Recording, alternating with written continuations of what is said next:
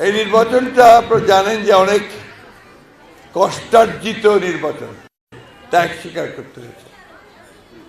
এই নির্বাচনের জন্য ভোটারের অধিকার নিশ্চিত করার জন্য আমরা আন্দোলন করেছি। আমাদের নেত্রী দেশনেত্রী বেগম খালেদা জিয়া প্রায় ৬ বছর জেলে ছিলেন। আমাদের প্রায় ৬০ লক্ষ ভাই বোনের বিরুদ্ধে মিথ্যা মামলা হয়েছে। ২০,০০০-এর মতো আমাদের নেতাকর্মী খুন হয়েছে। ১৭০০ মতো নেতাকর্মী আমাদের গুম হয়ে গেছে। এত কিছু ত্যাগের বিনিময়ে আবারও আপনার এই যে ১৪ই জুলাই যুদ্ধে, যেটা জুলাইয়ে আমাদের প্রায় ২,০০০-এর মতো আমাদের তরুণ যুবক তারা প্রাণ দিয়েছে।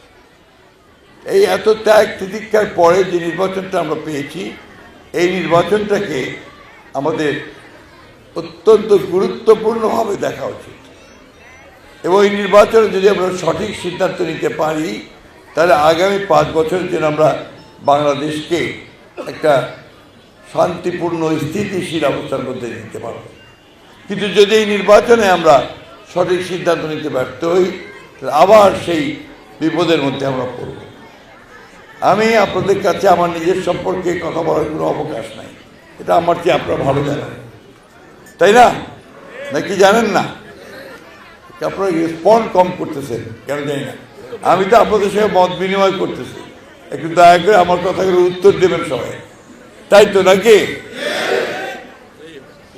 এখন সেই জন্য আমি মনে করি যে আজকে নতুন করে আপনাদেরকে কিছু বলার নেই। আমি আমার দীর্ঘ জীবন পৌরসভা নির্বাচন দিয়ে শুরু করছি রাজনৈতিক জীবন। এই ঠাকুরগাঁতেই, ঠাকুরগাঁ পৌরসভার চেয়ারম্যান ছিলাম আমি ৩ বছর। অনেকে সেই সময় জন্মও হয়নি। এখন যারা ছেলে আছে, ইয়াং ছেলে আছে, তা হয়তো জানেন না যে আমি ঠাকুরগাঁ পৌরসভার চেয়ারম্যান ছিলাম ৩ বছর, তাই না? আমি ঠাকুরগাঁ কলেজে ৬ বছর মাস্টারি করছি, অধ্যাপনা করছি। এখানে অনেক ছেলেমেয়েরা আছে যারা আমার ছাত্র ছাত্রী সরাসরি। আজকে কিছুক্ষণ আগে এখানে সীমা এসেছিল,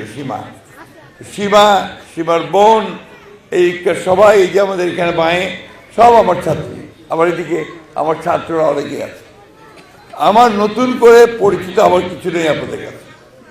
আমার শুধু একটা কথা বলার আছে, যেটা আপনাদেরকে, যে আপনারা যে ভোটটা দেবেন নিজের বিবেচনায় সঠিকভাবে ভোট দিবেন। কারণ বিভিন্ন ভোটের সময় মানুষ বিভিন্নভাবে মানুষকে বিভ্রান্ত করে। আপনার কাছের লোকটাকেও চিনতে ভুল বুঝাই দেয়, বিভিন্নভাবে করে।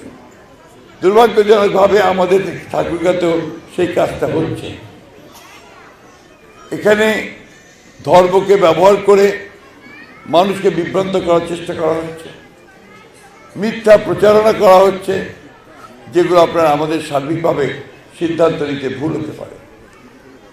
প্রিয় ভাই বোনেরা, নির্বাচন একটা ৫ বছরে একটাই আসে। আর যে ভোট আমরা দেই, এই ভোটকে কিন্তু বলা হয় পবিত্র আমানত। আমরা বলি আমানত। এটাকে আমাদের ধর্মের ভাষায় বলে এটাকে খেয়ানত করা উচিত না, অর্থাৎ এটা নষ্ট করা উচিত।